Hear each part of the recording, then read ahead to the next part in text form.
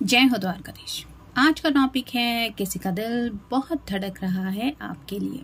तो क्या है उस पर्सन के दिल के जज्बात, ये जानने की कोशिश करेंगे हम आज की रीडिंग से। 3 डेक है, टैरो में से लेंगे 7 कार्ड्स, लव मैसेजेस में से लेंगे 5 मैसेजेस और दूसरे ओरेकल में से भी लेंगे 5 कार्ड्स। तो शुरुआत करते हैं हम कार्ड शफल करके।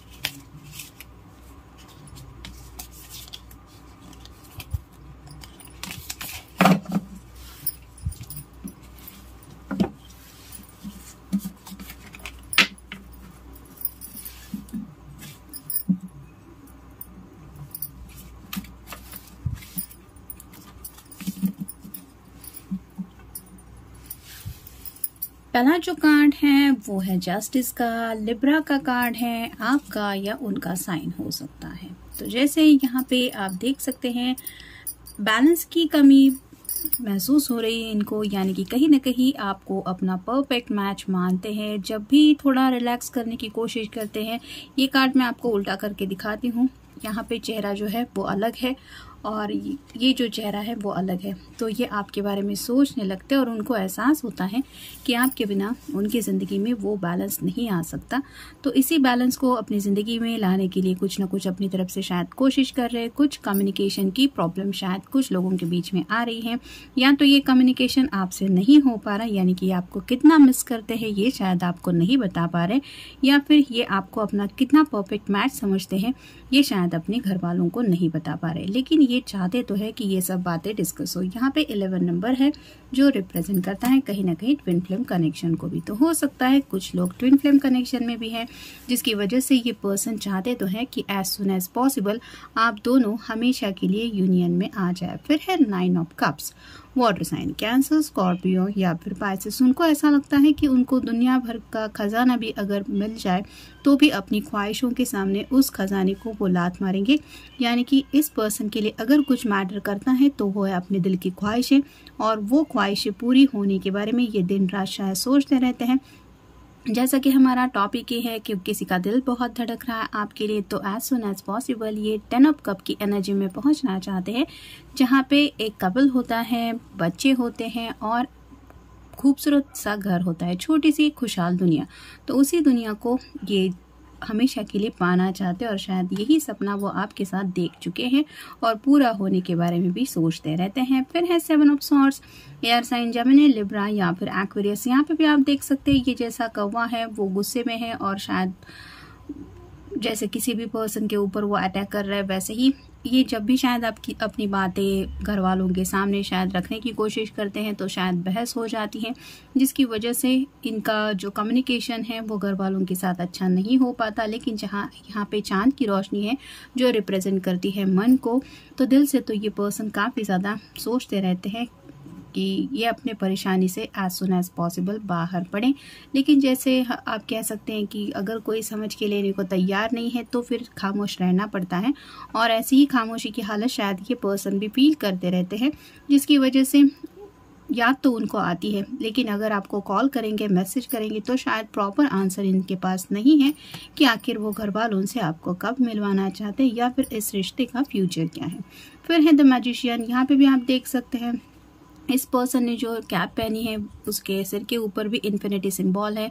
तो ये पर्सन शायद कुछ मैनिफेस्टेशन करते रहते हैं, यानी कि अपनी मर्जी के मुताबिक कुछ जिंदगी में बदलाव हो, इसके लिए भी स्पेल कास्टिंग वगैरह भी करते होंगे, या फिर हो सकता है किसी से कुछ हेल्प लेके कुछ अफर्मेशंस वगैरह भी इन्होंने रेडी किए हैं, जो ये पॉजिटिव अफर्मेशंस करते रहते हैं क्योंकि इन्हें ज़िंदगी में अपनी मर्जी के मुताबिक चेंजेस चाहिए। और कहीं ना कहीं ये आपको पाने की चाहत अगर रखते हैं तो आप समझ सकते हैं कि कितना ज़्यादा आपको लेके ये सोचते होंगे। फिर है 10 of wands, fire sign, Aries, Leo या फिर सैजिटेरियस। यहाँ पे हेवी बर्डन है, ये इतना सारा सामान लेके चल तो पड़ी है लेकिन इसको पता नहीं है कि रास्ता कितना लंबा है, वहां पे इसका साथ देने के लिए कोई नहीं है। वैसे ही आपके पर्सन जो है उनके दिलो दिमाग में एक्शन प्लान तो काफ़ी सारे हैं, लेकिन जो रास्ता है वो काफ़ी ज़्यादा मुसीबतों से भरा हुआ है, जिसकी वजह से आप तक पहुंचने में इनको शायद काफ़ी ज़्यादा देर हो रही है।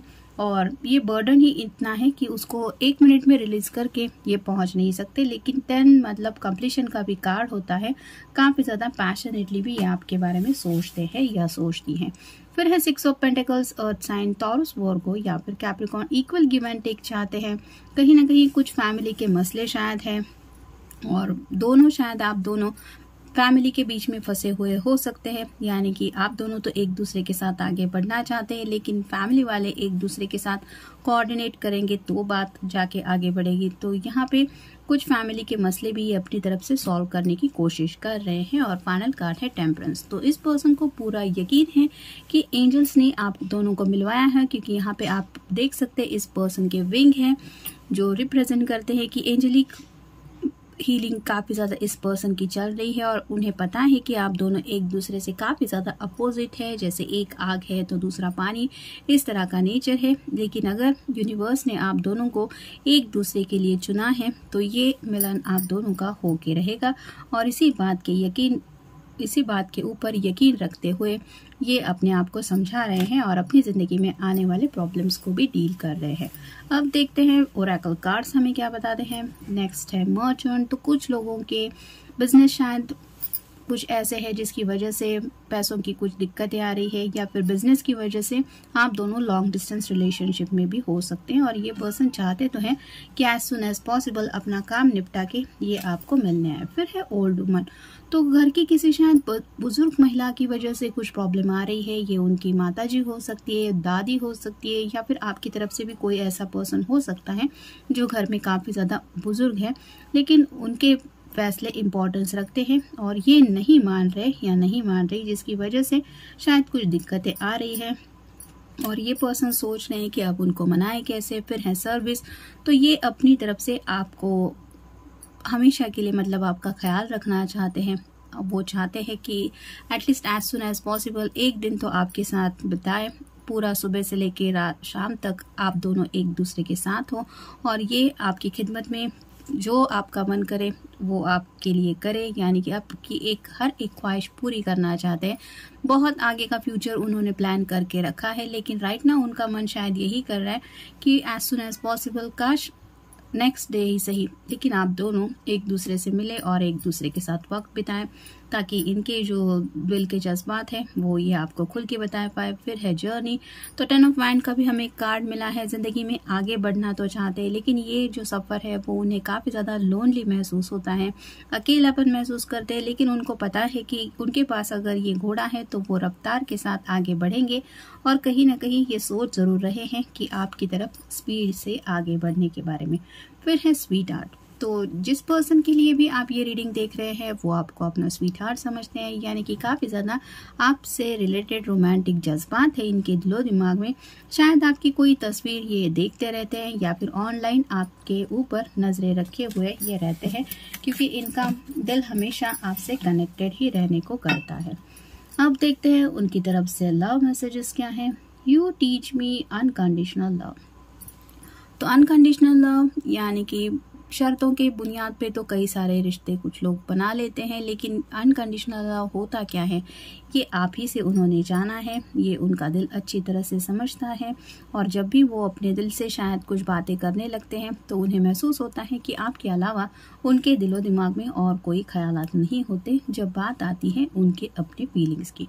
फिर है you are such a good cook. तो आपके हाथों का शायद बना हुआ खाना ये ऑलरेडी चख चुके हैं और शायद आपने कोई उनको डिश वगैरह भी दिखाई हुई हो सकती है कि देखो आज मैंने घर वालों के लिए ये बनाया था, या फिर ये मैं प्लान कर रही हूँ बनाने के बारे में। तो मेल फीमेल जिनके लिए भी आप ये रीडिंग देख रहे हैं उनको आपके हाथ का खाना खाने की बहुत ख्वाहिश है और वो सोच रहे हैं कि फ्यूचर में जब आप दोनों एक दूसरे के साथ वक्त बिताएंगे तो आपके हाथ की बनी हुई यही सब चीज़ें वो कितने चाव से खाएंगे, जिसमें आपका प्यार ऑब्वियसली डला हुआ होगा ही।